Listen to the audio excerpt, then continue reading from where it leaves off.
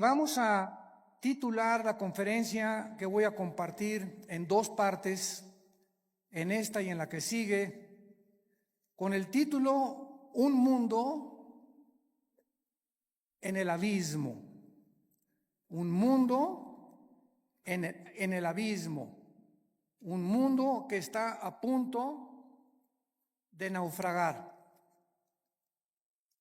No cabe duda que en estos últimos días hemos visto acontecimientos que han sacudido a las naciones. Acabo de grabar un reportaje especial, los invito a que lo vean en nuestras páginas, redes sociales, titulado Afganistán, donde comparto por cerca de media hora, 35 minutos, lo que está sucediendo en Afganistán, pero más importante que eso, las repercusiones globales que se vienen como consecuencia de lo que acaba de suceder. Y ustedes pues ponen los medios masivos de comunicación, CNN, Fox News, NBC, etcétera, etcétera, y todos los periódicos y los medios de comunicación seculares o del mundo nos presentan una perspectiva geopolítica, económica, histórica,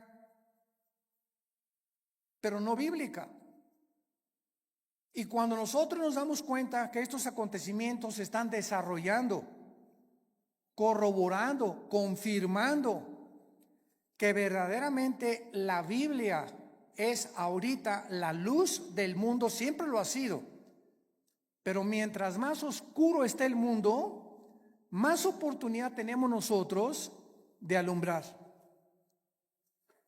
Cuando un grupo de terroristas o grupo terrorista llamado los talibanes, la palabra talibán significa estudiante, porque son estudiantes del Islam y de la ley Sharia.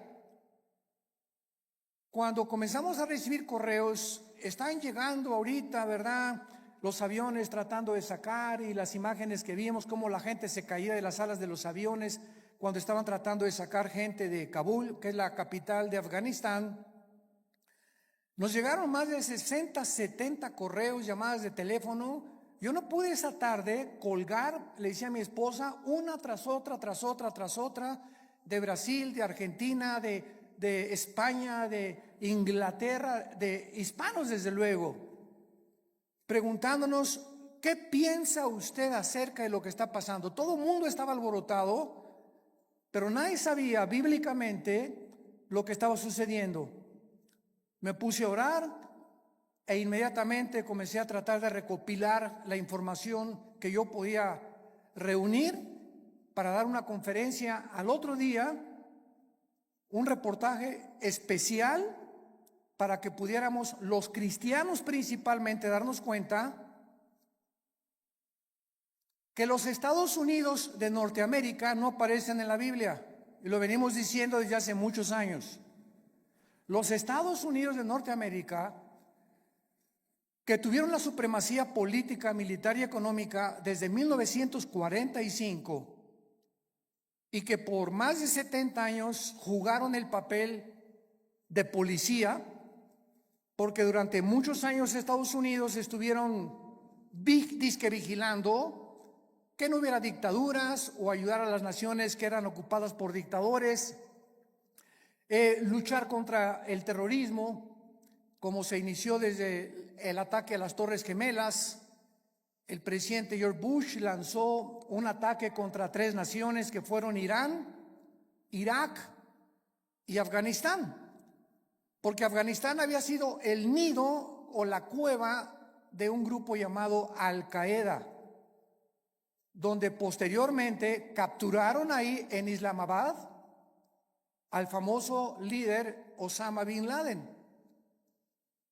Y esta guerra contra el terrorismo, ¿verdad?, fue llevada durante los últimos 20 años, y finalmente nos damos cuenta que con la nueva administración actualmente del presidente Joe Biden, los errores tan grandes que han cometido ha hecho que ahora, con la actuación que Estados Unidos tuvo, le llaman ahora un tigre de papel. Estados Unidos ya no es la nación que era. Ahora China ya sabe que puede invadir Taiwán. Ahora Irán ya sabe que pueden continuar con las centrifugadoras produciendo el uranio 35 para fabricar la bomba atómica. Ahora Irán ya sabe que lo puede hacer. Ahora Corea del Norte ya sabe que no tiene ningún impedimento para someter a Corea del Sur. Y ahora Turquía también ya sabe, a través del presidente Erdogan, que pueden levantarse para la reconstrucción de Afganistán, y el presidente de Turquía se ha autonombrado el líder mundial del Islam. Lo más interesante de todo lo que está sucediendo ahorita en el mundo, que vamos a desarrollarlo brevemente, es que estas cuatro naciones, China nunca ha dejado de tener relaciones cordiales con los talibanes, nunca. Pero lo más interesante de esto, bíblicamente, porque es lo que nos interesa y lo que solamente los cristianos lo sabemos, es que son las cuatro naciones que se mencionan en Ezequiel 38 y 39, en la próxima invasión contra Israel. Y ahora Israel, el patito feo, ha quedado por primera vez desde 1948, que volvieron otra vez a revivir nacionalmente la nación de Israel. Ya no tiene quien los defienda, han quedado vulnerables. Y también los Estados Unidos de Norteamérica han quedado vulnerables, porque si Estados Unidos no aparece en las profecías bíblicas y en esta invasión del capítulo 38 de Ezequiel no aparece tampoco, significa o que iba a caer económicamente, o que iba a comenzar a corromperse interiormente, como dijo Abraham Lincoln. Estados Unidos no va a caer fuera por sus enemigos. Si Estados Unidos cae es porque se corrompió internamente. Y esto nos da un panorama maravilloso para saber que los cascos de los jinetes del Apocalipsis ya se escuchan en el cielo. La voz del novio ya la escuchamos, que dice: prepárate, prepárate, prepárate. Y todos ustedes que nos escuchan, que no tienen la seguridad de la salvación a través de la predicación del evangelio de la gracia de Jesucristo, prepárate para encontrarte con Dios. Porque así como los talibanes creían que en 2 meses las tropas norteamericanas iban a salir, y cuando descubren que Estados Unidos viola el pacto con el presidente Ghani y con los talibanes, de que no era verdad lo que el expresidente Trump firmó, les tomó 48 horas, 2 días les tomó apoderarse de toda una nación, sin que nadie chistara ni nadie dijera pío. Y se quedaron ahí en Afganistán más de 2,000 vehículos blindados, helicópteros Black Hawk, que son los más modernos para la guerra, más de 50 aviones, fusiles de largo alcance, de mira telescópica, lanzagranadas, millones de municiones. Y ahora este grupo se convierte en el grupo terrorista mejor armado y más peligroso del mundo entero. El mundo queda automáticamente bajo una gran amenaza. Pero estas 4 naciones, China, Rusia, Irán e Irak, forman parte de la invasión en Ezequiel 38. Esto es impresionante, es increíble. Y son las 4 naciones que están apoyando ahorita a los talibanes y que mantienen relaciones con ellos y los van a seguir defendiendo. Y por eso todos los que se consideraban que si no actuaban como China, no puede entrar a Taiwán porque la flota norteamericana ahora ya no, ahora ya pueden atacar a Taiwán. Irán, pues no podemos darle velocidad a la fabricación de las bombas atómicas porque Estados Unidos se nos puede echar encima. Ahora ya tienen la bandera libre para continuar produciendo armas nucleares. Y así, todas las naciones que tenían algún temor de que Estados Unidos reaccionara y mandara a sus soldados, se perdió completamente. El mundo ha quedado vulnerable. Ahora sus Biblias, en el capítulo 24 del libro de Isaías. Ojalá que todos hayan traído su Biblia. En los tiempos que vivimos, si tú no tomas en serio a Dios y sigues viniendo a la iglesia sin la Biblia, eres un cristiano de papel. A menos que ahorita en el metro se te cayó y lo olvidaste, que solo Dios lo sabe.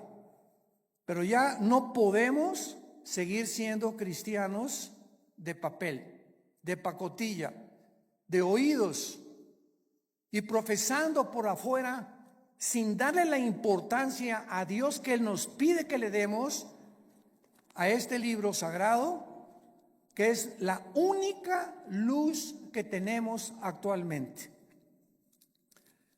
El pasaje que voy a leer en Isaías 24 se escribió hace más de 2500 años. Señores ateos que nos escuchan, escépticos y todas las personas que han atacado la Biblia y que se han burlado de ella, ahora van a comenzar a buscar y a volver otra vez a encontrar quién puede darnos respuestas de lo que está pasando geopolíticamente en el mundo. Y en este pasaje, escrito hace más de 2500 años, se describe cómo va a acabar el mundo. Pero aún más que eso, el Espíritu Santo nos delinea claramente las razones por las cuales el mundo ha llegado a la condición en la que se encuentra actualmente. Dice así: he aquí que Jehová vacía la tierra y la desnuda y trastorna su faz y hace esparcir a sus moradores. Y sucederá, así como al pueblo, también al sacerdote, como al siervo, así a su amo, como a la criada, a su ama, como al que compra, al que vende, como al que presta, al que toma prestado, como al que da al logro, así al que lo recibe. La tierra será enteramente vaciada, completamente saqueada, porque Jehová ha pronunciado esta palabra: se destruyó, cayó la tierra, enfermó. Cayó el mundo, enfermaron los altos pueblos de la tierra, y la tierra se contaminó bajo sus moradores porque, número 1, traspasaron las leyes. Número 2, falsearon el derecho. Y número 3, quebrantaron el pacto sempiterno. Por esta causa, la maldición consumió la tierra y sus moradores fueron asolados. Por esta causa fueron consumidos los habitantes de la tierra y disminuyeron los hombres. Se perdió el vino, enfermó la vid, gimieron todos los que eran alegres de corazón. Cesó el regocijo de los panderos, se acabó el estruendo de los que se alegran, cesó la alegría del arpa. No beberán vino con cantar, la sidra les será amarga a los que la bebieren. Quebrantada está la ciudad por la vanidad, toda casa se ha cerrado, para que no entre nadie. Esta escritura ha sido llamada el Apocalipsis de Isaías,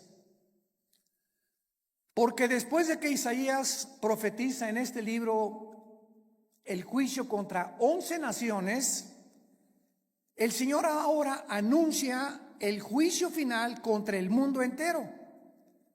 Ya el Señor Jesucristo había anunciado, Mateo 24:21, porque habrá gran tribulación en el mundo como nunca jamás la ha habido antes. En Lucas 21 escribe estas palabras el evangelista Lucas, versículo 25: habrá señales en el sol, en la luna, en las estrellas, y en la tierra angustia de las gentes, confundidas a causa del bramido del mar y de las olas, desfalleciendo los hombres por el temor y la expectación de las cosas que sobrevendrán en la tierra, porque las potencias de los cielos serán conmovidas. Versículo 34: miren también por ustedes mismos, que vuestros corazones no se carguen de glotonería, embriaguez y de los afanes de la vida, y venga de repente sobre vosotros aquel día, porque como un lazo vendrá sobre todos los que habitan sobre la faz de toda la tierra. Velad pues en todo tiempo, orando que seáis tenidos por dignos de escapar de todas estas cosas que vendrán y de estar en pie delante del Hijo del Hombre. Regresando al pasaje de Isaías, encontramos en los primeros 4 versículos 3 puntos importantes acerca del juicio de Dios. En primer lugar, dice el versículo 1: he aquí que Jehová vacía la tierra y la desnuda, la trastorna y hace esparcir a sus moradores. En primer lugar, encontramos que va a ser Dios y su Hijo Jesucristo, como lo vamos a ver a continuación, los agentes que van a juzgar al mundo. Esto es absolutamente obvio y lógico, ya que Dios es imposible que juzgue a alguien que no merece.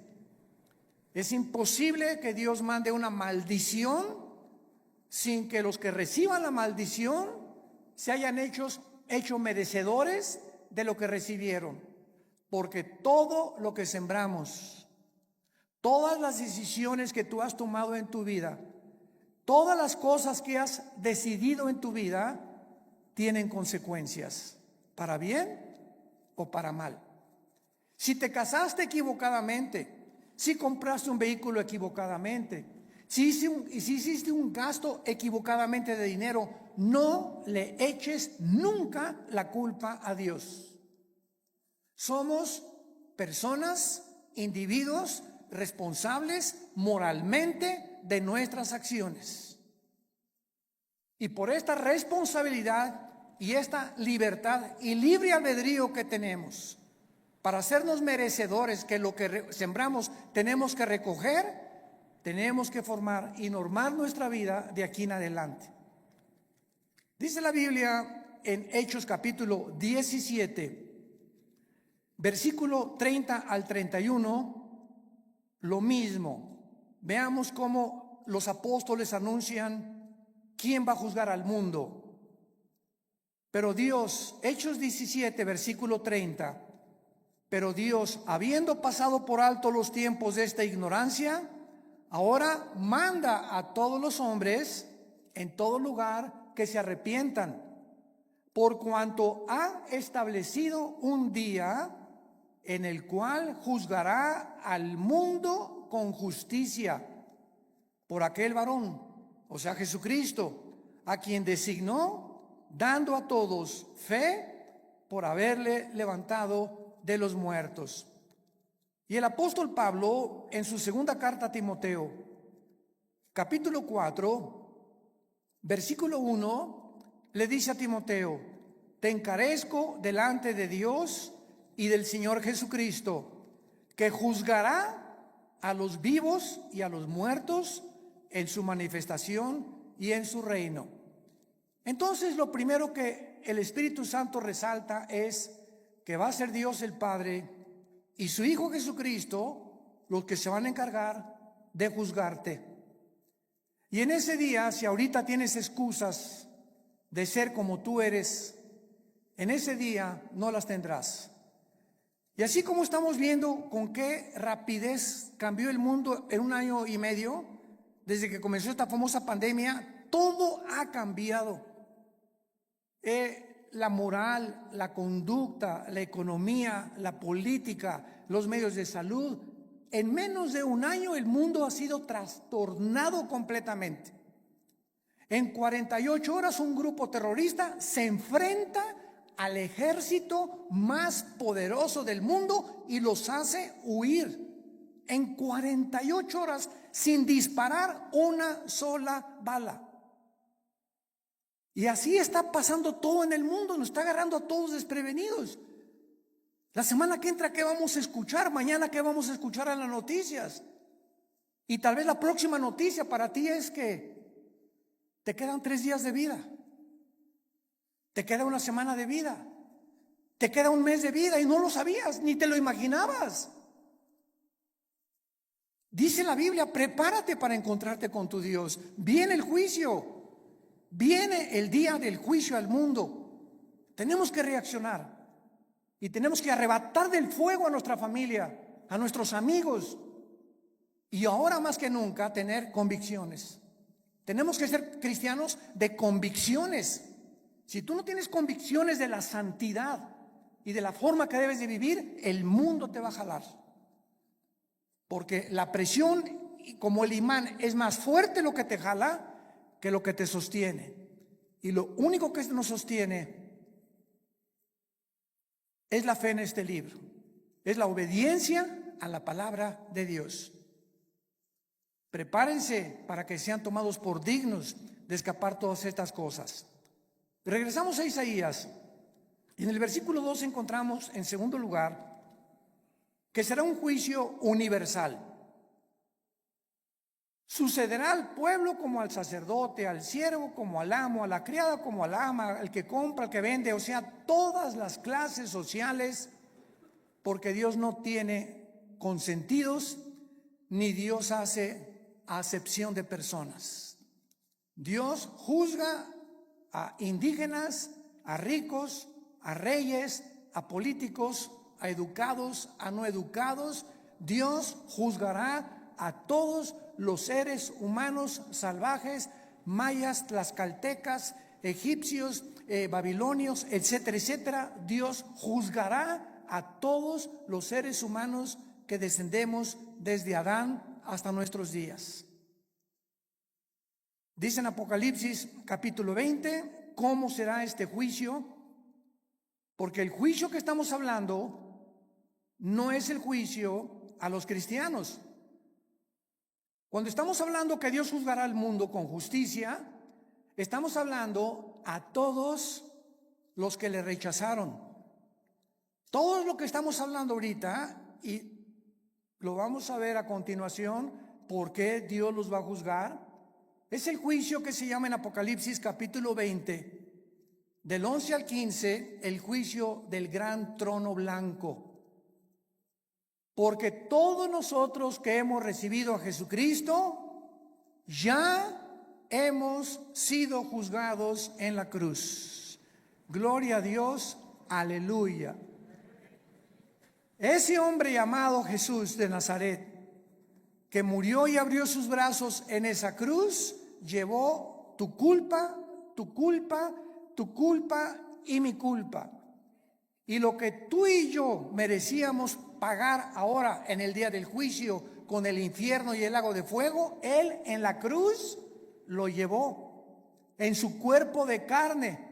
El que no conoció pecado, por nosotros se hizo pecado, para que nosotros, pecadores, inmundos, cochinos, sucios, fuésemos hechos la justicia de Dios en Él.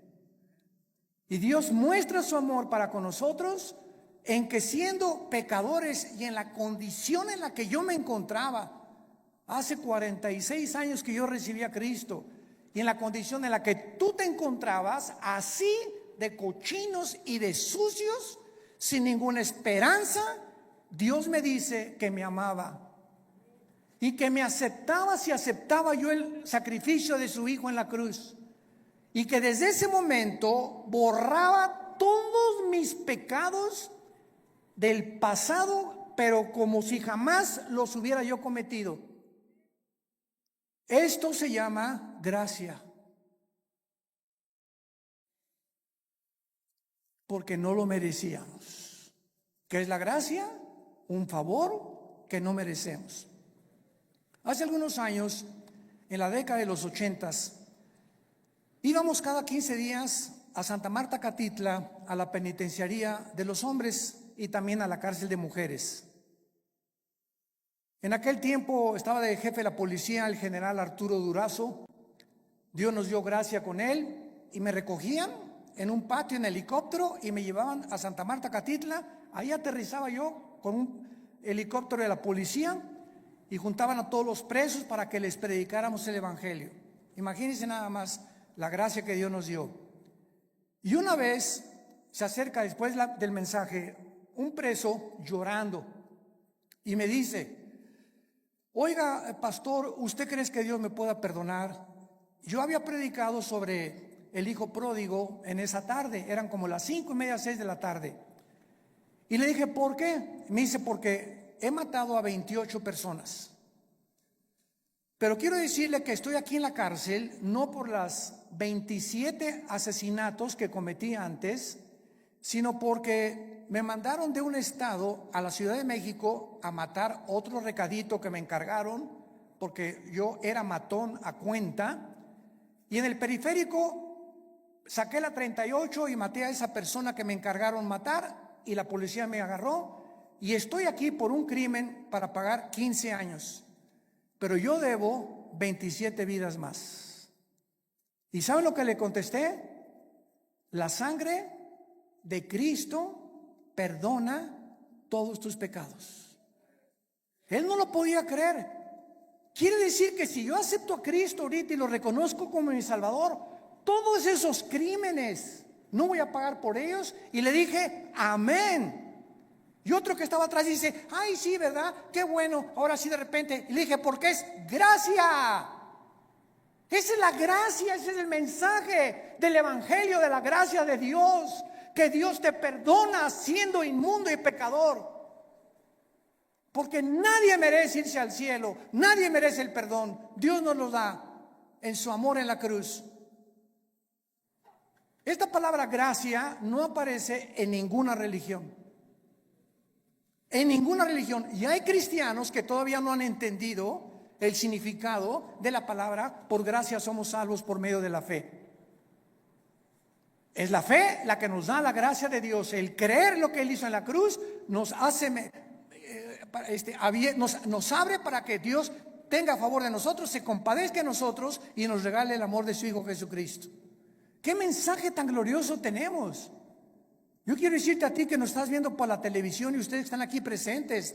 Me puedes decir, yo he abortado 8 niños, llevo 3 divorcios, he matado, he adulterado, he hecho aquello. Si tú recibes a Cristo, Dios te perdona. Y en este día del juicio, tú no estarás presente, porque Él pagó por ti y por mí, y por eso vivimos tan agradecidos, humillados, después de lo que Él hizo en nuestro lugar en esa cruz. Dice Apocalipsis 20, versículo 11, hablando del trono donde estarán todos los que rechazaron este regalo de Dios. Vi un gran trono blanco y al que estaba sentado en él, de delante del cual huyeron la tierra y el cielo, y ningún lugar se encontró para ellos. Esto nos habla que este juicio será después del milenio, porque los que estén en este juicio van a ver cómo desaparece la tierra y los cielos, y después de este juicio Dios hará nuevos cielos y nueva tierra. Entonces este juicio será hasta después de los 1000 años o del reino mesiánico, que Jesucristo le prometió a los profetas. Y dice el versículo 12 que Juan el apóstol que escribe esto, vi a los muertos, grandes y pequeños, de pie, y los libros fueron abiertos. Y otro libro fue abierto, el cual es el libro de la vida. Y fueron juzgados los muertos por las cosas que estaban escritas en los libros según sus obras. Vemos que Juan nos dice que cuando Dios abrió los libros, todos los seres humanos que estaban enfrente del trono de Dios estaban parados. No había nadie de rodillas, todos de pie. ¿Por qué? Porque en ese momento se acabó la misericordia. En ese momento ya no hay gracia. En ese momento ya no hay favor, ya no hay nada más que dictar la sentencia.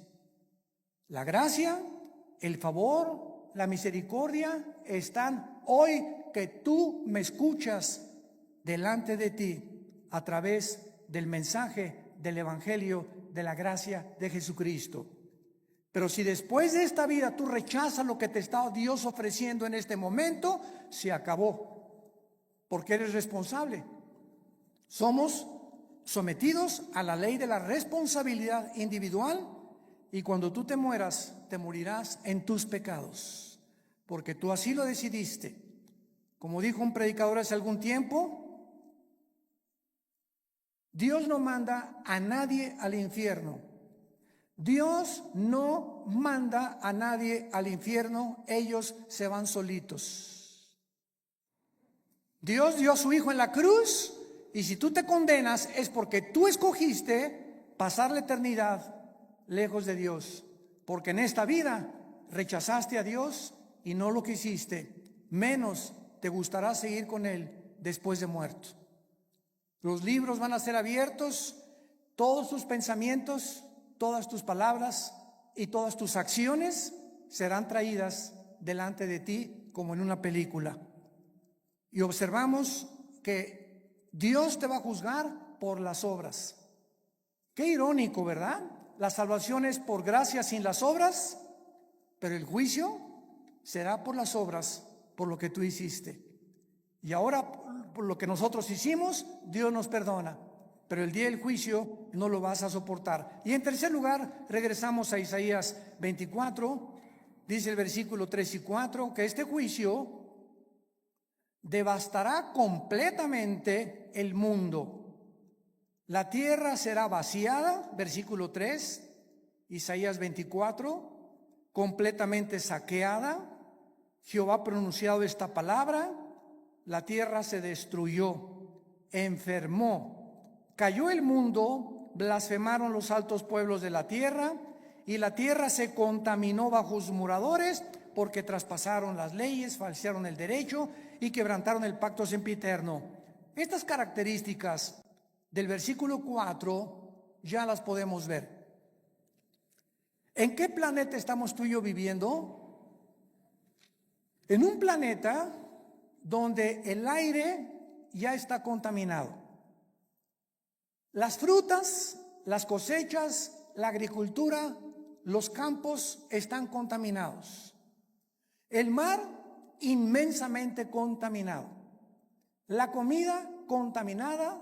Todo a nuestro alrededor es un mundo contaminado. Y lo más interesante que vamos a descubrir a continuación es que ahorita las naciones, el efecto global y el clima, están luchando las naciones por mejorar el clima, sin que los líderes de las naciones se den cuenta, porque hay un velo en sus mentes que no pueden entender la realidad de lo que nos rodea. Creen que se debe pues a los hidrocarburos y esto y el otro, que tienen algo que ver, pero de acuerdo a la Biblia, la contaminación del planeta está asociada con nuestros pecados. Mientras más inmoralidad hay en el mundo, Y mientras más maldad hay en el mundo, la tierra sufre igualmente que nosotros. Y esto lo podemos ver claramente para confirmarlo cuando Dios creó el paraíso o el huerto del Edén, donde todo era perfecto. ¿Se acuerdan? Los leones no mordían, las rosas no tenían espinas, los reptiles no tenían veneno, no había tormentas, no había tsunamis, no había terremotos. Adán y Eva vivían en un mundo perfecto. Y cuando Adán y Eva pecan, qué interesante, toda la ecología del mundo cambia inmediatamente. En el momento que la primer pareja peca, se cambia la genética de los animales y se vuelven feroces. Se cambian las condiciones del mundo y comienza a llover. Se cambia la condición de las plantas y comienzan a sacar espinas. Toda la genética y la ecología del mundo cambia cuando el ser humano pecó. ¿Por qué? Porque desde Génesis 2, Dios le dijo a Adán y Eva: pongo debajo de ustedes para que se enseñoreen, para que sean los administradores de toda la creación. Pero si ustedes se apartan de mis leyes, la creación se volverá su enemigo. Y esto la gente que no tiene al Espíritu Santo no lo entiende. Y lo atribuyen a problemas de gases, hidrocarburos, y no hay absolutamente ninguna solución para cambiar ahora un mundo en crisis, un mundo que se encuentra en el abismo. Ahora veamos a continuación las causas del juicio en el versículo 5 que acabamos de leer. ¿Por qué el mundo ha llegado al punto que llegamos? Y hace 2700 años el profeta Isaías lo advirtió. Número 1, la tierra se contaminó bajo sus moradores porque, en primer lugar, falsearon las leyes o falsearon el derecho. Esta palabra es Torah en el hebreo, si te interesa ponerlo, cuando dice falsearon las leyes, falsearon los mandamientos de Dios. Y esto es importante porque la Biblia nos muestra claramente que la contaminación, repito, afecta al ser humano, y la iniquidad y la maldad y la inmoralidad de los habitantes del mundo es tan grande el pecado que la naturaleza se vuelve contra nosotros. Veamos otros ejemplos de esto en el libro de Job, capítulo 36. Job, capítulo 36, versículo 33. El trueno declara su indignación. ¿Han oído ustedes los truenos y los rayos? ¿No te sacuden? Mi esposa, cuando truena, a mí me encanta que truene, porque sé que no me va a pasar nada. Y mi esposa sale corriendo y está lloviendo. Y digo, pues aquí, mira, más cerquita aquí conmigo, y aquí la papacho. Pero cuando truena nos ponemos así, ¿verdad? Porque se oye una cosa esplendorosa en el cielo, como una voz gigantesca. ¡Pum!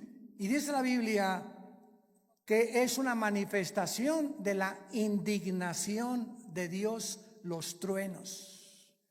Como diciéndonos, ahí les va un botón de muestra de mi poder. Y la tempestad proclama su ira contra la iniquidad. ¿Se dan cuenta? Como todo lo podemos respaldar bíblicamente. Ahora capítulo 37 de Job, versículo 12 y 13. Asimismo, por sus designios se revuelven las nubes en derredor para hacer sobre la faz del mundo, en la tierra, lo que Él les mande. Unas veces por azote, otras por causa de la tierra, otras por misericordia las hará venir. Nos damos cuenta que las lluvias es una misericordia de Dios. mas no las inundaciones. Entonces, Dios hace llover muchas veces por misericordia de nosotros. Necesitamos tierra fértil que produzca, ganado que tenga que comer, que los ríos suban su caudal y su volumen y su nivel, pero otras veces encontramos que estas mismas aguas Dios las usa como un medio donde nos está diciendo: ustedes van por mal camino. Entonces, qué interesante que la Biblia nos muestre que el planeta se encuentra como se encuentra porque la maldad de los hombres es demasiada. Hemos llegado a un punto de maldad que no nos imaginamos. Dice en Romanos capítulo 1 también que Dios estableció leyes también morales. Dios estableció leyes morales. Cuando creó el mundo, Dios primero hizo las leyes de la gravitación, las leyes del electromagnetismo y las leyes nucleares. Las leyes cósmicas: la Tierra mantiene su movimiento en 24 horas, en 35 días alrededor del Sol. Vemos que la ley de la gravitación actúa las 24 horas del día, pero así, como estamos bajo un universo completamente y lujosamente, admirablemente diseñado por el Creador, gracias, señores científicos que nos escuchan, gracias al orden y el diseño de las leyes, existe la ciencia. ¿Por qué existe la astronomía? Porque los astrónomos pueden ver perfectamente bien y predecir un meteoro o esto y el otro, porque el universo está obrando, trabajando metódicamente como un reloj que se le dio cuerda. ¿Por qué existen las leyes? La primera y la segunda ley de la termodinámica, porque todo nos habla que está sujeto a un deterioro, a una oxidación. El Sol pierde toneladas masa cada segundo, y gracias a esto se establece que no hay evolución, que la segunda ley de la termodinámica contradice la ley de la evolución. En lugar de que estemos evolucionando, vamos de arriba hacia abajo, no vamos mejorando. Ya se profetizó hace 2000, la tierra iba cada día a deteriorarse más, y el carácter de los seres humanos iba a llegar a comportarse más bajo que el de los animales. Traspasamos las leyes. Dice Romanos capítulo 1, versículo 21. Pues habiendo conocido a Dios, no le glorificaron como a Dios, ni le dieron gracias, sino que se envanecieron en sus razonamientos, y su necio corazón fue entenebrecido. Profesando ser sabios, se hicieron necios, y cambiaron la gloria de Dios incorruptible en semejanza de imagen de hombre corruptible, de aves, de cuadrúpedos y de reptiles, por lo cual Dios los entregó a la inmundicia en la concupiscencia de sus corazones, de modo que deshonraron entre sí sus propios cuerpos, cambiaron la verdad de Dios por la mentira, honrando y dando culto a las criaturas antes que al Creador, el cual es bendito por los siglos. Por esto Dios los entregó a pasiones vergonzosas. Aún sus mujeres cambiaron el uso natural por el que es contra naturaleza. Y los hombres igualmente, dejando el uso natural de la mujer, se encendieron en su lascivia unos con otros, cometiendo hechos vergonzosos hombres con hombres, y recibiendo en sí mismos la retribución debida a su extravío. Acabo de leer un artículo de uno de los más grandes y prestigiados psiquiatras del siglo XXI, aseverando la siguiente declaración: el 70% de las personas transgénero se quitan la vida.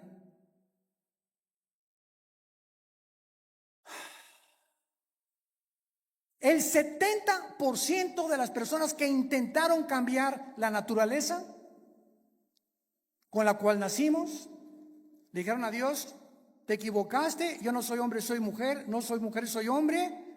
Finalmente, cuando hacen la operación y la cirugía para cambiarse el sexo, en su alma son como Dios los creó. Y comienza una lucha interna, ¿soy o no soy o qué soy? Y la confusión y el conflicto mental llega al grado que prefieren quitarse la vida. Esto fue escrito hace 2000 años por el apóstol Pablo.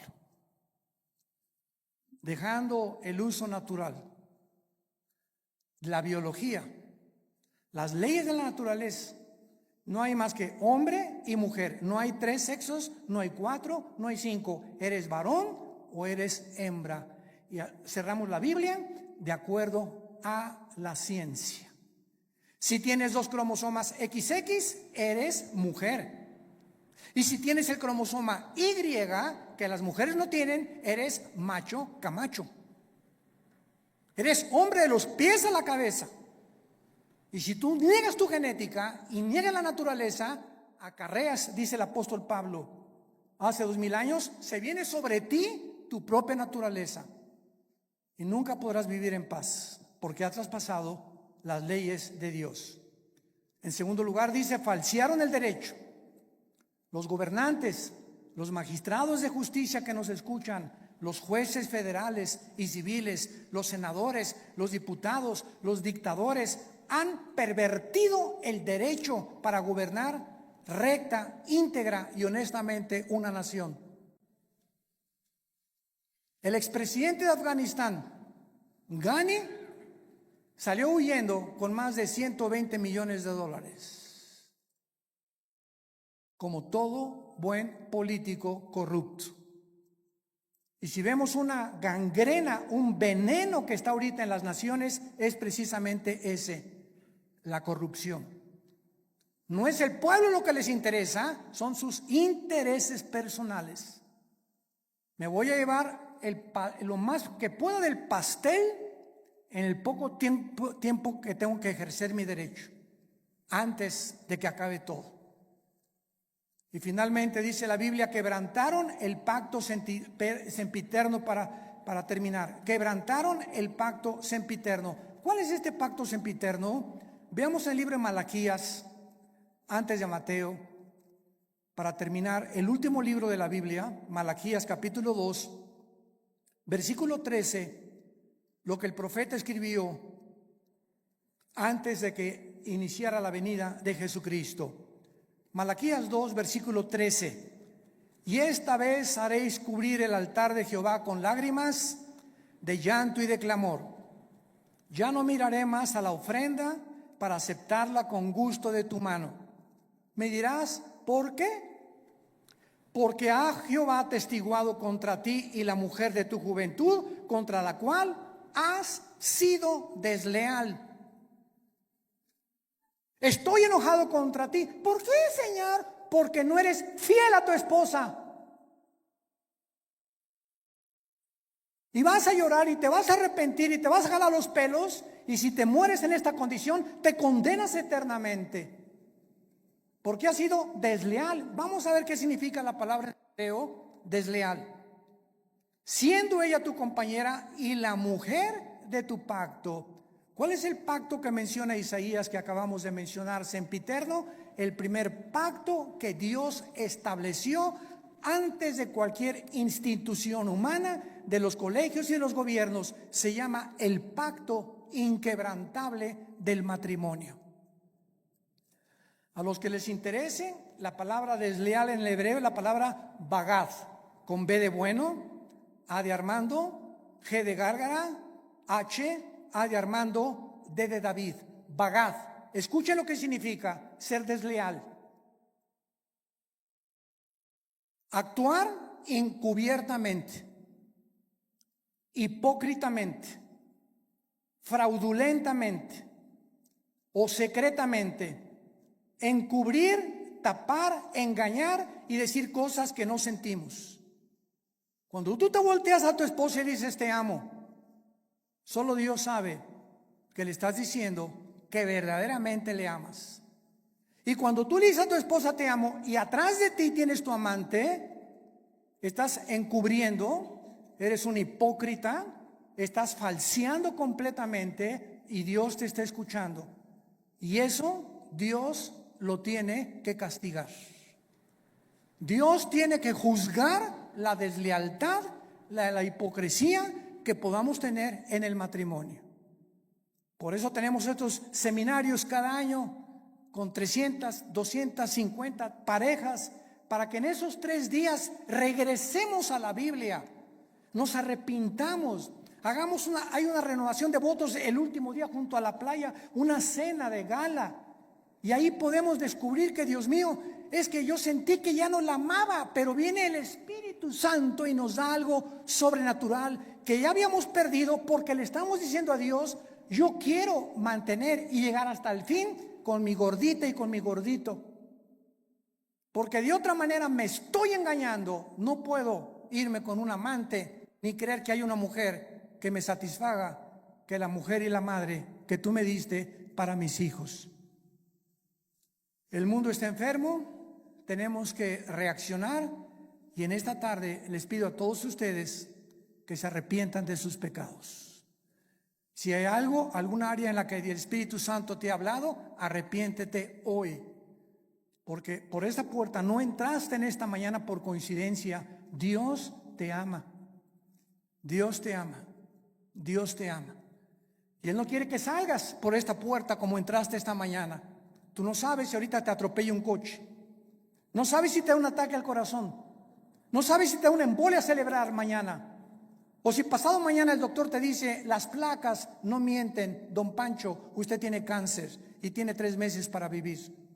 Dios quiere que tú vengas a la cruz a perdonar tus pecados y a que arregles tus cuentas de una vez por todas con su Hijo Jesucristo. Oremos. Te damos gracias, Señor, por tu palabra,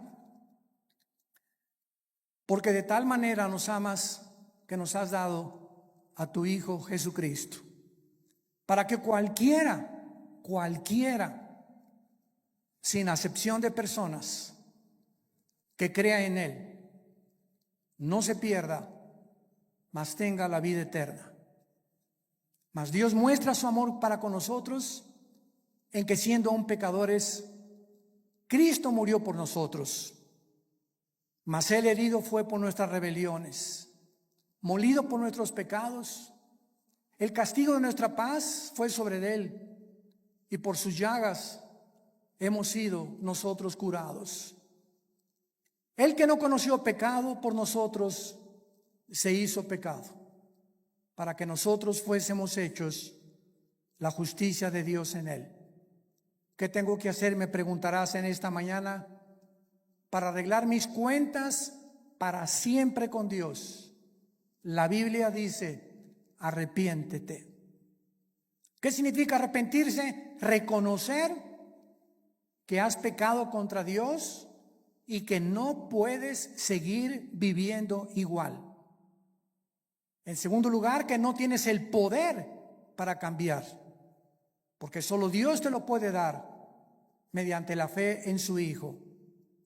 En segundo lugar, creer que Cristo en la cruz pagó con su sangre por tus pecados. Y en tercer lugar, que a los 3 días resucitó de los muertos para traer una esperanza eterna, inmarcesible, que nos está aguardando en el cielo el día que nosotros resucitemos. Dile pues: Señor, te pido perdón por mi vida, lávame con tu sangre preciosa. Te recibo, Jesucristo, en mi corazón como mi Señor y mi Salvador, y te doy las gracias por tan grande amor.